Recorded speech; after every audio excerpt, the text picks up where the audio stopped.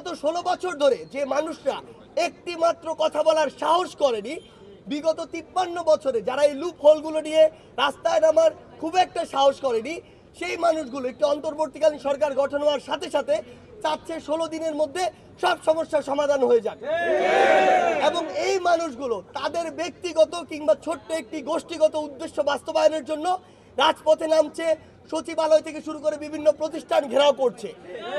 আমরা মনে করি তারা যদি এই ধৈর্যটুকু না ধরে যে এত বড় একটা ক্ষতপূর্ণ রাষ্ট্রের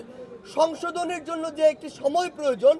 সেই সময়টুকু না দিয়ে তারা যদি তাদের জায়গা থেকে এই ব্লকেটগুলো বিভিন্ন জায়গায় করে, তার মানে তারা রাষ্ট্রের স্থিতিশীল অবস্থা হওয়ার জন্য যে ফ্লোটি দরকার এই ফ্লোতে বাধা দিচ্ছে এবং তাদের অবশ্যই ভিন্ন কোনো উদ্দেশ্য রয়েছে। আমাদের জায়গা থেকে স্পষ্ট বার্তা, আমরা বৈষম্যের বিরুদ্ধে লড়াই শুরু করেছি, কোনো সিঙ্গেল বৈষম্য নয়।